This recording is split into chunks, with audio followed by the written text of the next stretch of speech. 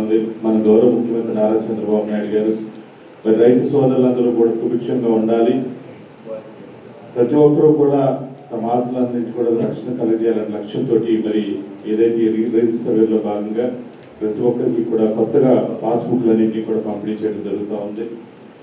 గత ప్రభుత్వంలో చూసినట్టయితే ఇవన్నీ కూడా మన తండ్రుల్లో లేదంటే మన తాతలో మన ముత్తాతలు సంపాదించినటువంటి ఆస్తులు వాటన్నింటినీ కూడా రిజిస్ట్రేషన్ చేసుకోవడం, లేదంటే మన నమ్మిన కొనుక్కున్న మరి ఆ కాగితాలన్నింటినీ కూడా మన దగ్గర పెట్టుకునేటువంటి పరిస్థితి. కానీ గత ప్రభుత్వంలో ల్యాండ్ టైటిలింగ్ యాక్ట్ తీసుకొచ్చి మనం ఆస్తులు కనుక కొనుక్కుంటే ఒరిజినల్స్ వాళ్ళ దగ్గర పెట్టుకుని మనకి జిరాక్స్ ఇచ్చేటువంటి పరిస్థితి అని కొత్త రూపు తీసుకురావడం, మన ఆస్తులకి రక్షణ లేకుండా చేసినటువంటి ప్రభుత్వం గత ప్రభుత్వం. కానీ ఈ రోజున అలా కాకుండా ఆ చట్టాన్ని రద్దు చేసి మన యొక్క ఆస్తులందరికీ కూడా రక్షణ కల్పించినటువంటి వ్యక్తి మన ముఖ్యమంత్రి నారా చంద్రబాబు నాయుడు గారు.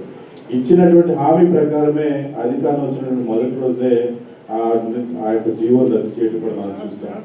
అదేవిధంగా మనకు సంబంధించినటువంటి పాస్బుక్ల మీద గతంలో మరి జగన్మోహన్ రెడ్డి గారికి ఫోటో వేసి ఇచ్చేటువంటి పరిస్థితి.